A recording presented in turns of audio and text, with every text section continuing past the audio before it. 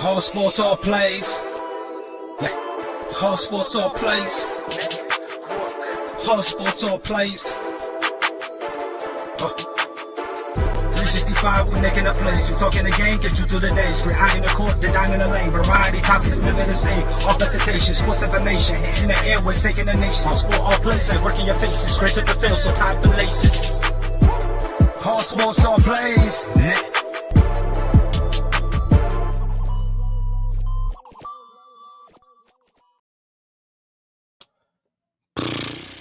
Welcome back to He's on Fire podcast. Wish it was under better circumstances, but here we are. It is the life of an Arizona sports fan, right? This is what we are used to. This is what we've lived through. This is what we were built in.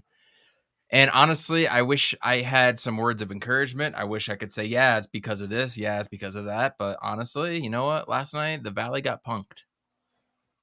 Cards got punked for the third straight game. The Suns are no longer the best team in the NBA for right now. And the Golden State Warriors wanted it more.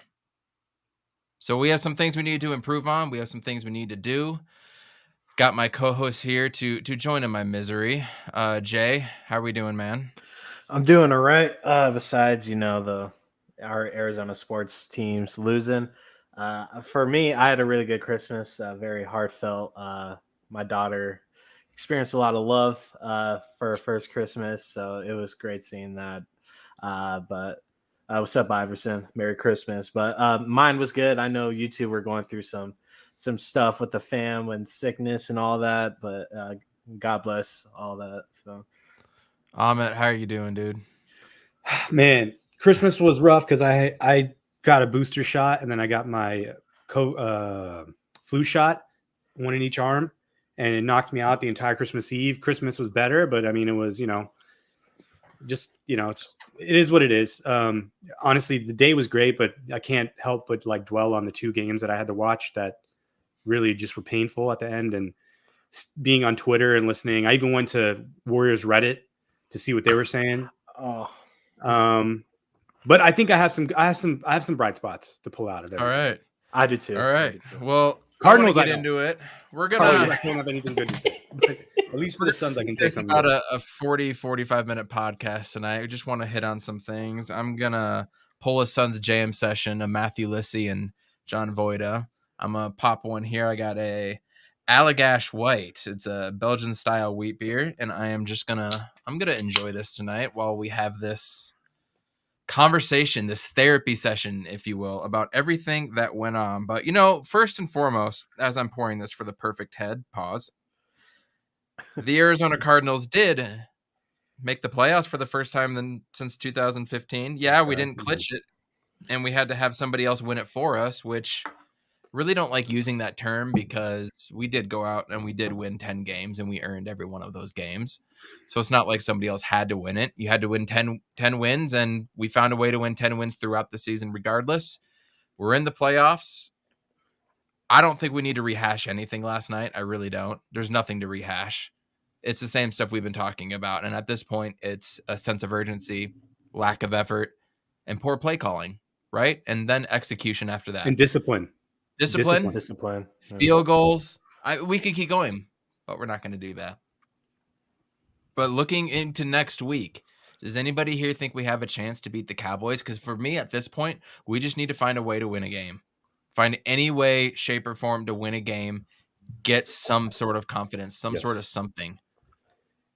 Whoever wants to take the floor, go for it. But do you guys think we even have a chance against Dallas, who just won, 56-14? Jay, you go first. Shit. I'm trying to be optimistic here. It's been a rough 3 weeks. It's been rough ever since, Kyler went down the first time. But I just don't know anymore. It's just after watching the game last night, it's like what are we crossing our fingers about? It's like, are we just gonna get beat up and jumped until playoffs and get bounced in the first round, or are we gonna go out swinging and try to win these very winnable games? But I don't know. There's no excuse for the last 3 games really. My hitter tonight, the Cole and Max Garcia stocking, and that goes for Josh Jones. That goes to Cliff Kingsbury's play calling. That goes to Vance Joseph's lack of adjustments. It goes Zaven Collins, Matt Prater. I'll give Prater a pass for that first kick because the laces were inside. But every kick after, dude, within the 40. I know. It was just bad at all cylinders. I mean, in retrospect, Kyler did have a good game, but when he did show urgency, it was way too late in the game. And I don't think he had a good game, though. I think he had a terrible game. Because one, I mentioned it to Coach before we got on. He only completed 2 passes above 15 yards. What's up, Freddie? Yeah. Everything was short, dink and dunk, screen, drop offs to the running back. It was just, I don't understand what he was. Maybe the guys aren't getting open. I mean, I think that's part of the problem when you don't have DeAndre Hopkins is that it doesn't open up the field. He's not open. I mean, when you're missing an elite wide receiver, things tend to be a little bit more harder. Right. I mean, and he was doing the right thing. He was finding Ertz, he was finding Chase Edmonds, but in the last, I have to go back and look at the stat, but basically the Cardinals are throwing the ball 3 more times than they are running the ball. So out of every 4 plays, 3 are pass plays, 1's a run play. And when we were winning, it was 50-50. In fact, it was slightly trending towards more run plays. It was like 52% run or 51.5 or something like that. Yeah. Yep. And a lot of it was Kyler too in certain situations. So we're not seeing that too much. Like we're kind of seeing him do the scramble. He did have a couple run plays. He had that big run, but that was a scramble, right? That was an option. That wasn't a scramble. That was an option. Yep. No, he took it. That was an option play. So okay. I mean, all these people have started to suck at the worst time at the same time. And that's like why we are not playing well. And we have to, I mean, if we have any fight left, has to be in the stadium where Kyler's undefeated. So that's the only thing I can hope for. And the other thing you got to hope for is that, and this is like what I never want. I mean, you'd never hear me say this, but hoping that the Cowboys are off, hoping that another team plays bad so that you can potentially win. That's where we're at. Yeah. That is where we're at. It's effing sad, dude. It's sad to see a team just completely gain all of your trust and then just poof, in a matter of games. It's sad to watch them crumble the way that they did. I mean, you can go up and down the list. Like Chandler Jones ain't going to be back next year. I don't know if I want Justin Pugh anymore because he can't stay healthy. We haven't seen enough of Rodney Hudson, but obviously he'll be back along with DJ Humphries. That offensive line needs. I mean, I told you guys in the group text last night, I don't care who our skill position players are. I don't give a damn. I don't care. It doesn't matter if the defensive line doesn't get any pressure. Yeah. It doesn't matter if the defensive line can't stop the run. It doesn't matter if we can't run the ball because our O-line is giving it up or snapping it above Kyler's head. But to your point, though, I mean, the defensive line and the defensive and the linebackers played well against Jonathan Taylor, except for maybe a couple of plays. They were able to handle it for the most part. Yeah. And we were getting held, dude. We were getting, and you said it on Twitter, we were getting held a lot. We were getting held all night, but we still weren't getting enough pressure. It's still not enough to win an NFL football game. It's consistent pressure. And man, I miss JJ Watt, but this team going into the offseason has to do whatever it takes to get bigger, meaner. Do we need more of a veteran leadership on both line play? Whatever it is, this team needs it. Whatever cap money that we have, you better put into both lines and then maybe one skill position player. Maybe a cheaper J.C. Jackson if he can get something on the cheap. Probably not.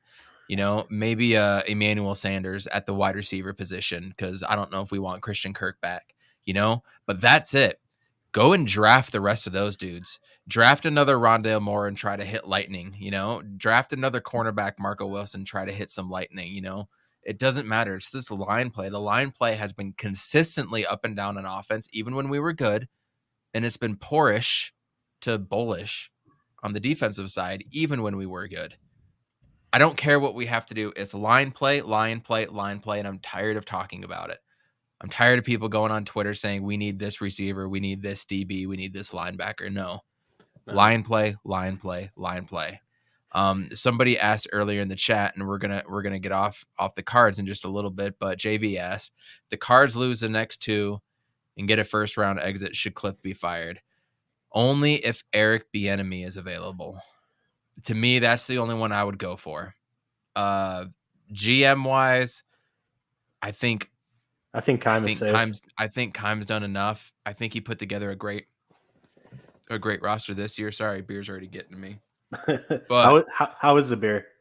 It is smooth. You know, these are the Belgian styles are usually a little thicker, you know, but this is really smooth. Send me the name of that later. Absolutely. This is delicious. So that's just my take with the team. Honestly, if it's not Eric Bieniemy, I say run it back. Me and Amit were talking about this. If it's not Bieniemy, run it back, because whatever you want to say, Cliff Kingsbury did get to the playoffs in his third year. But now you're looking at 2 years in a row with a complete collapse. Jay, what are your thoughts on what I had to say there? We're gonna do some quick fiery takes tonight. Quick ones though, so go ahead. Yeah, so I said on Twitter today, if you guys don't follow me on Twitter, follow me. But I said today, like, no matter how we end the season, I think Steve Keim's job is safe. He batted 1,000 this year. He got the right pieces. And as a GM, you know, you just got to pray to God that the players that you get are good and healthy. And healthy is just that comes with time. Like, you just have to play with that. And Steve Keim, he did great in the offseason and stuff. And like, I will admit, all of us have been hard on Cliff, like rightfully so. And in the beginning of the season, he was great and stuff, and he extended like his greatness a couple more weeks, and he's been doing that the last 3 seasons. He extends like how good he can mainly be. When Colt McCoy was quarterback, by the way. Yeah.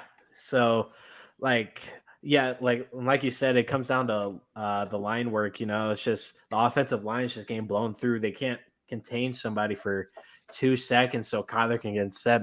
Max Garcia can't snap a ball to Kyler's waist, and he constantly has to pick it up from the ground and just make something out of nothing. Josh Jones is getting blown through. Justin Pugh isn't even like healthy. What if this is the solution? What if the solution is we hire an offensive coordinator? Don't get me started there. Like, I'm on board with that, honestly. Like, because someone needs to get these line guys in check, because Josh Jones is a fidgety mother effer, and he won't sit still. Like Max Garcia, like he's been like on my list like all season. Like, do we not have a backup center? Because it's no, we don't have a backup center per se. He is the backup center. Yeah. Okay. He's the backup center. Like Steve Keim, you need to get on to finding an actual center and just having him as a backup to Rodney Hudson. Okay. We need someone that can snap the ball at Kyler's waist, which isn't that high up. So that snapped into the back of the end zone. In my opinion, that sealed the game. And it was just picking up the pieces from there. But it all comes down to line work. And Marcus Golden hasn't been like anything the last like 5-6 weeks. He's been held a lot. He's been held. Yeah. What's great? Like, okay, do you guys want to go into some of the officiating calls? Because Carson Wentz had a run for a first down, and his elbow hit like 3 yards before the first down, and the ref brought the ball all the way past the first down.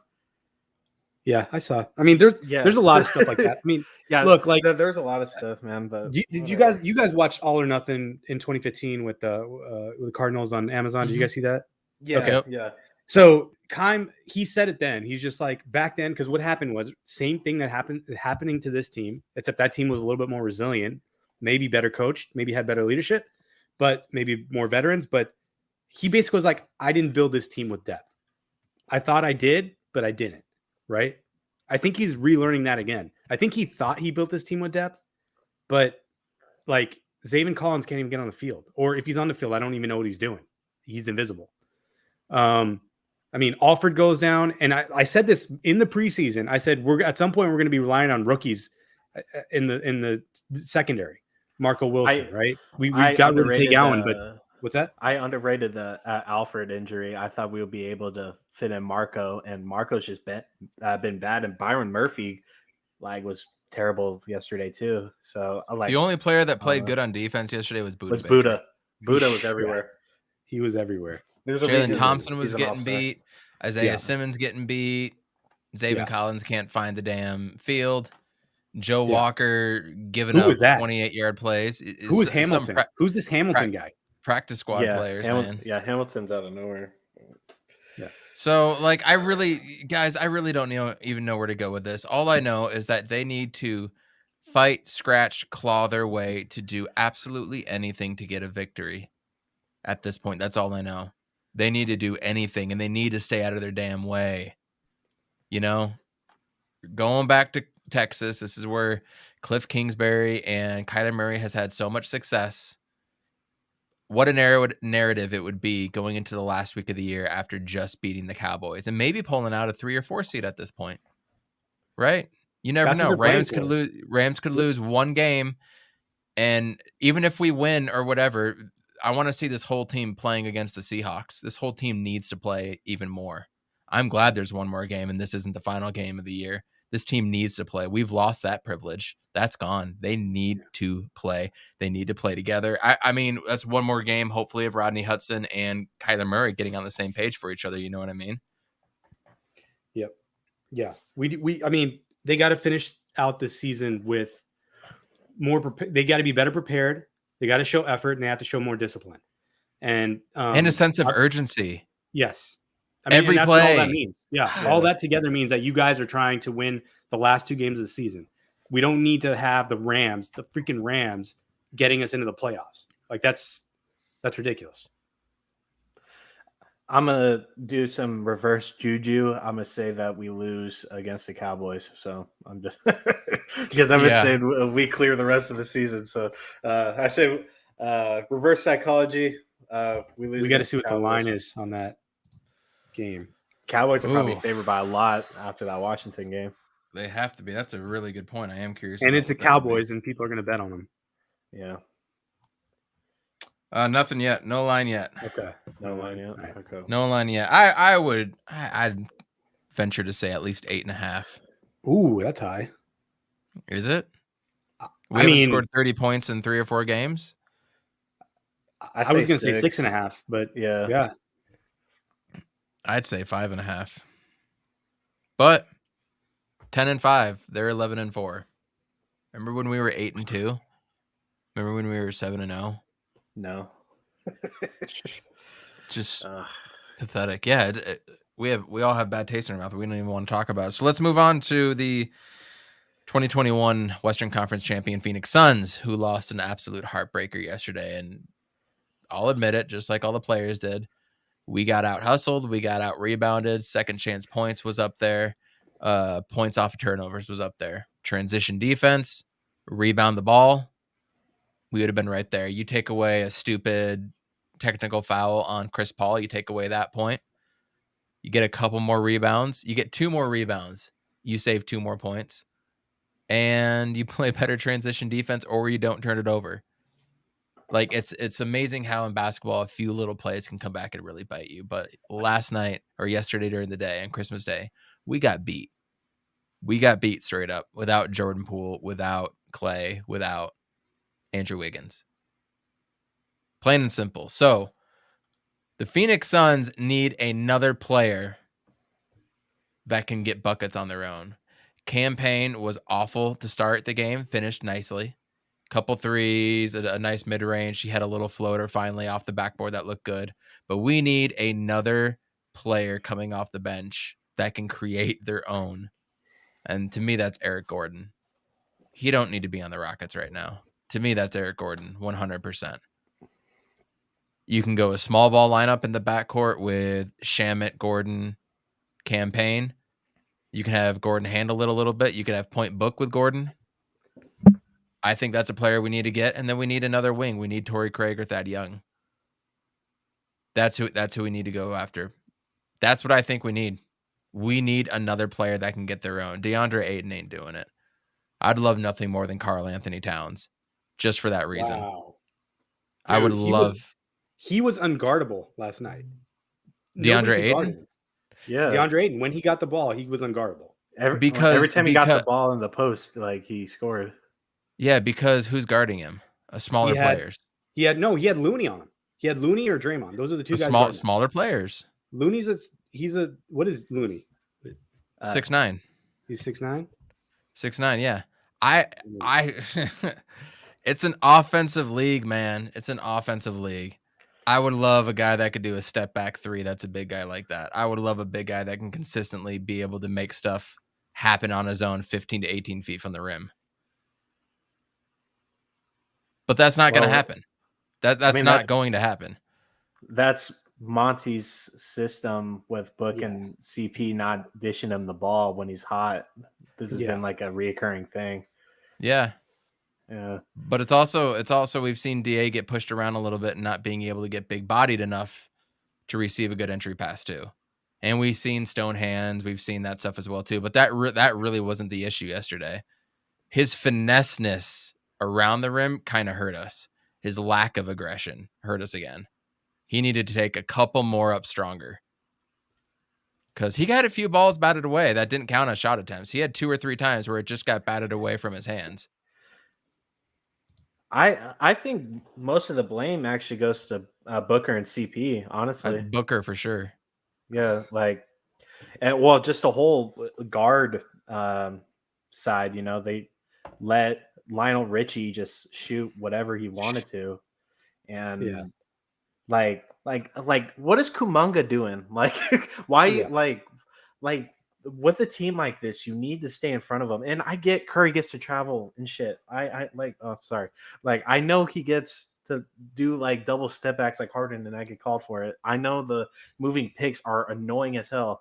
Why are the Warriors the only team that get away with this consistently? If JaVale even takes a step, it's a 3 whistles on the court. But you just stay in front of these guys, man.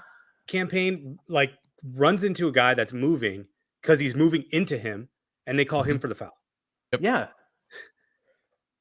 I mean, the refereeing was worse in this game than the Cardinals game for sure. Yeah. It was awful, and it was still like a 7-8 point game. So it's like Campaign had 5 turnovers to just come up with that was a turning point in the game, because really CP and Buck kind of kept the game kind of in balanced and reach at points, but as soon as Campaign came in, he just started shitting the bed. Yeah. I think we need a Torrey Craig more than an Eric Gordon. Honestly, we just need size, because we're not getting boards against this team, because they're hand checking, they're going over the back, not getting whistled, and it's like what can you do when we only have DA down there and everybody else is? Well, I think towards the end of the game, it sort of evened out. I think they got better at especially offensive rebounds. The Suns were getting more offensive rebounds, particularly DA, JaVale, and Cam Johnson. All 3 of those guys were getting offensive rebounds and putting it back. They played well. I mean, the Warriors have no response for DeAndre Ayton or JaVale McGee. They absolutely not. They don't. JaVale McGee was putting it if DeAndre Ayton could do what JaVale was doing, where he's taking it from the top of the key and just going down the paint and scoring, this is gonna be a sweep. It'd be a sweep. Because they'd have nothing, they could do nothing against that. Yeah. Unfortunately, he doesn't play that way, especially with the system and the way that they run a lot of their sets. So, we're going to see with JaVale, and we're not going to see with him. But it'd be interesting to see that with a Kaminsky in that same position, or Dario in that same position. I mean, look, dude. What? You're right. I was craving for Kaminsky and Dario last night. I was craving that. I really was. That would have been perfect for us. Yeah.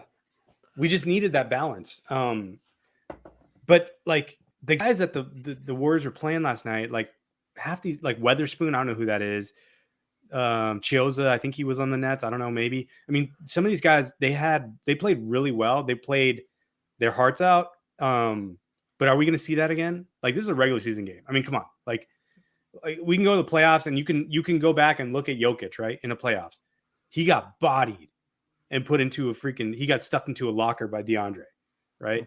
The season before that, he got bodied and stuffed in a locker by Anthony Davis. So, I mean, you got to, like, to me, whatever the Warriors are saying, yeah, okay, you got Steph, you got Draymond. I never believe in Draymond in terms of like an offensive player. Yeah, maybe he did a lot of things last night defensively that were really positive for his team. But I'm like, none of these guys have proven anything to me. It's a great Andrew point Wiggins, right here. That in the first half, exactly. yes. The backdoor cuts, like we just left it wide open for them, and it's like, when do we weren't ever engaged? do that? Yeah, I know. like, but I think it was really their scheme, because it was those backdoor cuts, because they were scrambling on the 3-point shooters, and it was a lot of it was on Ayton, because he just didn't get to the right guy that he was supposed to get to. Whoever was in the middle of the key had to get to that player, and they weren't getting there. But I mean, going back to my point, I mean, let's see how the Warriors finish out the season, because I think the Suns have found a way to stop Steph. Maybe not the rest of the team, but he's shooting terribly against the Suns over the 3 games that they played. And is Juan Toscano-Anderson, Otto Porter, is that guy going to shoot like that again against the Suns? But the thing is, somebody else is going to. Either that or Draymond's going to be shooting 2 threes randomly and go for 2. That's what he did last night. I mean, he doesn't. Clay's going to go 6 for 6. Jordan Poole wasn't there, or Andrew Wiggins isn't there. Somebody else is going to. And but how is no answer out of But that. my point is, like, we saw Mikal, right? Like, Mikal was really inconsistent in the playoffs. Like, he had a really couple awesome games, and then he had a lot of just, where are you? That happens. Like, yeah, we can say Jordan Poole's great, right? But Jordan Poole is not going to do this for the entire playoff series, entire playoff run. He's not going to play how he's playing right now. I guarantee you. He's just not a good enough player yet. Yeah. And Booker's not going to play like that either. What's up, Jaden S? Yeah, like what Jaden S says, like, Booker just had kind of like a one-off. He has one or two of these games like a month where like the shooting isn't there, the shot isn't there. Yeah, so it's like that, but the effort was there. It so happened to be on Christmas. So. He was rebounding well. He took the ball into the paint. It wasn't like settling for threes. I mean, he played hard. Book played a good game. He was just off. I still think we need another guy that can go and get his own shot. If nothing else, we need a damn good, consistent 3-point shooter. And I would love to get Eric Gordon on this team. I would absolutely love it. Do we need Torrey Craig? Yeah, we need him too. We need Kaminsky back. When is Kaminsky going to come back? Are we going to get an update on him? That said indefinitely, 4 weeks ago now? It was in November when that all happened. So it's been 4 weeks. When are we going to get an update on him? Now Jay Crowder goes out. Elfrid Payton goes out. Anything happens to one of the point guards, even for a short time, we're really going to be strung now. We're probably going to sign some Isaiah Thomas or something. Who knows? Just to fill a spot right now. And let's see what happens. I mean, on the bright side, if there was a bright side, Grizzlies beat the Kings tonight, 127-102. Desmond Bane had 28 points. Tyrese Halliburton had 18 points, 5 boards and 7 dimes. But the Grizzlies are going to be coming off of a game at the Kings, and then they play the Suns tomorrow night. There's that. Dylan Brooks is also in protocol. So tomorrow night ends up being a bigger game than I thought it would. I don't know if it's a big game, but this is another test, because this is, as of right now, it's like the 4th or 5th seed in the West. The Grizzlies know who the Suns are. They're going to come in and they're going to want this win too. So are we going to rest on our laurels, or are we going to come out and are we going to show a sense of urgency? What are we going to see tomorrow night? I mean, we're just going to see how they react. I think if they're really pissed, they're going to come out and smack them around. If they're not too upset about the Warriors game, which maybe they're thinking like, look, like they had a bunch of fluky guys make a lot of shots that they don't normally make. They got a loose balls that we normally get. Campaign played bad. D-Book played bad. We got to go to Ayton and JaVale. I think they know what the game plan is to beat this team. They know how to stop Steph. That's for sure, because they figured it out in 3 games. But I mean, it's going to tell us a lot about their mindset. Like, did they really care about that game, or are they like extremely pissed that they lost that game? Judging by the way that Monty was doing the rotations, it felt like they really cared about that game. I agree. I 100% agree. Jay, what do you think tomorrow night going up against the Grizz? I mean, we handed the Grizzlies a pretty bad loss last time. They're definitely gonna remember that, but I say the Suns win it. We have Book back. We got like Book is back. He'll be able to, I think, bounce back pretty well. So yeah, I say we win tomorrow. And yeah, it just sucks how if we just lost twice yesterday.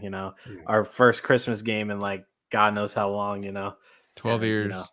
Yeah. So yeah, it's a bummer. bummer. Was a loss too. Heartbreaker. Yeah. So Roger Mason. I couldn't remember that guy's name until I saw it on Twitter. Roger Mason was the guy that hit the three, who probably never played a game after that. Yeah, and then I am looking at the bright side. Arizona State basketball, they had to cancel their game last week due to a malfunction at the stadium. And then USC and UCLA basketball, both are in COVID protocol. So we at the Arizona State Sun Devil basketball team actually doesn't play a game until 13 days from today, 2 weeks from yesterday, and we will play the University of Arizona. So that's going to be a huge game. So fortunately for us, we don't have to see them losing any games. Arizona State football, on the other hand, has a big game on Thursday, and I don't expect a lot from them. Diamante Trainum officially transfers. He is now a linebacker at The Ohio State University. I'm sure you love that, JJ. You can go F yourself off right away.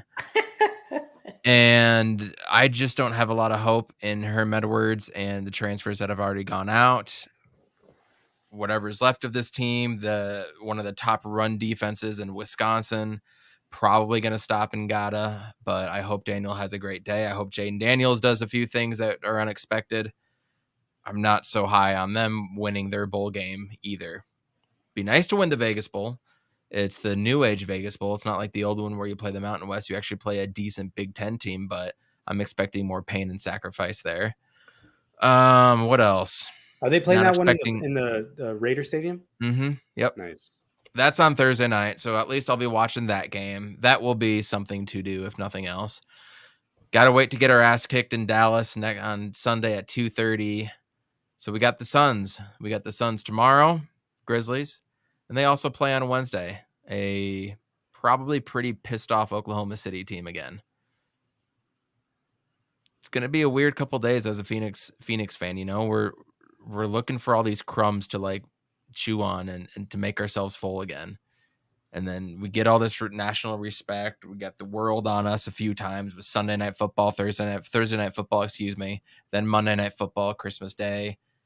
And it just seems like nothing can go our way. And this is life as an Arizona sports fan. It was so bad that before the show, JJ, me and Amit were talking about 2022 NFL free agents. Hey, like I don't blame you, dude. Like this last month has been dog shit. So, I mean, yeah, Jay. Here's the thing with football, right? Like football is, because it's only once a week. It kills you to lose like 3 games in a row. That's like in the NBA equivalency of the schedule. That's like losing 15 games in a row. Yeah. Right. And then in baseball, that's what 30 games. It's like 30 games. Dude, that's what we're looking at. We're looking at like a 30-loss Diamondback team, a 15-loss Suns team, which happened wasn't recently. Too long ago. Yeah. So it's tough. It's tough when the team had expectations. That's the other part, is that we're like, okay, they were the best team in the NFL. They went around and smacked everybody around in their stadium by double digits for 7 straight games. And now we're like, can we we made the playoffs, but are we just going to lose in the first round? Like, that's the NFL, man. It's brutal. And the question comes up is, has DeAndre Ayton earned his 5th year, as Jay is asking? Has Cliff Kingsbury earned the right to come back? And this is what our talking points are now.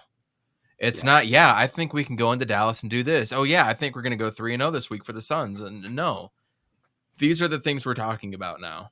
And that's what ultimately sucks as a Suns fan, Cardinals fan, D-backs fan. I'm wearing my Diamondbacks jersey because they're the only ones not letting us down right now. Thank God there's a lockout.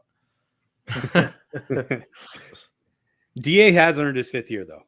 Yeah, as of right now, Yeah. He's earned it, but we'll see how the season ends. And the thing is, you have to pay him because what's your alternative? Yeah. What's the alternative option? Every other big man center is signed up, you know? Yeah. And if you don't want to pay DA, why are you going to go out and pay 40 mil for Embiid or Jokic or whatever if you even had that option? Yeah. We don't have a choice. You have to pay this dude. And I get he's 23. I get he's still developing things, and I know it takes time for them, but man, I just want that one dunk against OKC when he got the technical foul. I just want to see that, and I want to see a little jumper, which he did. He did have a jumper. I don't know. I want to see them go to him more. I really do. That hook shot is a go-to move, and he used it 5 or 6 times. He's starting to use that and starting to put some dribble action with it, some pivoting. He's got to move now, and it's unguardable at his size and height and everything. But yeah, I mean, you want to see more dribble action. You want to see him to be able to catch the ball. That's what I want to see. Can you catch it, dude? Just catch it. In traffic. Yeah. In traffic, yeah. In traffic. Hit the smooth jumper. Finish at the rim with authority. But the refs were dicking us last night. Yep. They really were. And that was really bad. So,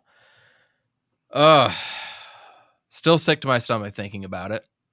Wanted to come on here. Wanted to try to shed a little bit more joy to this awful, awful occasion that we call Arizona sports on Christmas Day. And I don't know. I got really nothing else for you. Both teams are in a prove it mode. Both teams have things they need to work on, and they just have to do it. We know what it is. We could talk it to death if we want, but I don't want to do that. They know what they have to do. Fortunately for us, the Suns can wipe that taste out of their mouth tomorrow by beating the number 4 team in the Western Conference. And good news, my wife got me tickets again to go see the Jazz and the Suns when they come out here at the end of January. So that'll be a lot of fun to go see. Man, F me. JJ, what do you got? Let's talk about what we received for Christmas, Arizona sports style. Evan, did you get any Suns, Cardinals merch, anything like that? Yep, got the Phoenix Suns shirt that I tweeted out the day or two before Christmas. The hardwood one. The hardwood one, really nice, thankful gift from my aunt there, and then got the tickets, and that was it for sports stuff. But I did. Oh, you guys. On 2 days before Christmas, I walked into the University of Utah team shop. There's nothing but red everywhere, nothing but Rose Bowl Utah stuff everywhere. I was like getting physically ill in there. It was an awful place to be with so many Utes fans. Looking like Mr. Krabs all blurry. Exactly. I got some stuff for my wife because I'm a nice guy. I got her a sweatshirt and a hat for the Rose Bowl because she's going to Pasadena with her dad and her stepmom. Nice. And I got them t-shirts too for the Rose Bowl because I'm a nice guy. Better not forget it because it was painful for me. But that's my sports over the holiday. Amit, what about you? What did you get? So I got my wife got me a Star Wars shirt, which is really nice. We don't really do 2 gifts for each other. I have an early Christmas present here. I bought some Suns retro shorts, the purple ones with the Suns on the side. Love those. Those are dope. Oh yeah. Ooh, yeah. Those are dope. I got those. I got this. This is my own gift to myself. But that's it, man. That's it. I mean, I was waiting to see what was going to happen with the Cardinals in the playoffs. Nice. But and see if it's an opportunity to go to a game. But that's off the table. I'd be more comfortable on my couch. Yeah.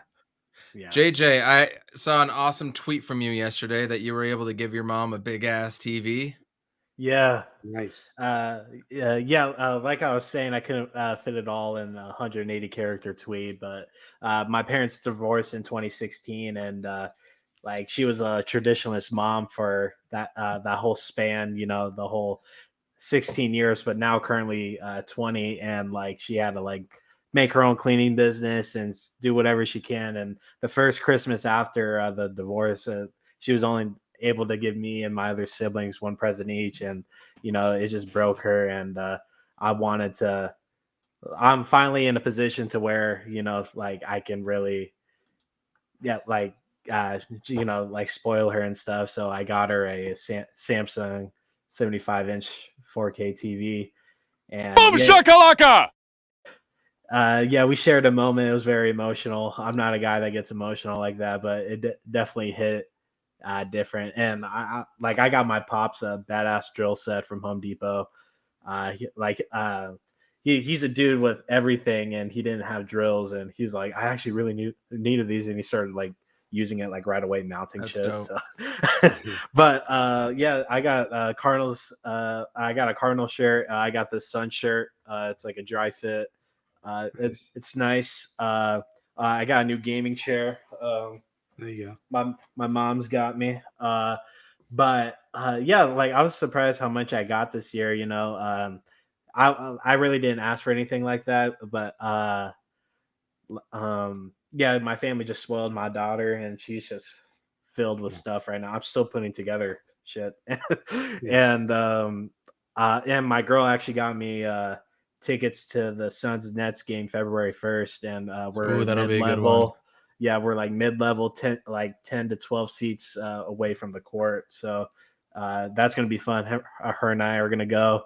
I'm gonna buy her a Mikal Bridges jersey. That's her favorite player, and we're gonna have a fun time then. So That's fun, man. yeah, I'm glad you could do that for your folks. That's important. Yeah. So all in all, we're all here. Family seems healthy. It's not all bad. It's just it's just Arizona sports, and it sucks. But that, you know what? We're gonna wrap it up right there. It's gonna be a quick one. Suns are gonna go 2-0 by the time we join you Wednesday night. And we're gonna come back on here. We're gonna talk about how good it is to be a Phoenix Suns fan. I promise you that. Thank you for tuning in to He's on Fire podcast. We'll talk to you guys later. Yeah. She sets. Rolls up. And it is too strong. Blitz coming. Matthews. Palmer extending the play. Crosses the field. Larry Fitzgerald. There he scores. It's over. It's insane. To the 4-yard line. Crowder looking. Throws it alley. Oh! He puts it down.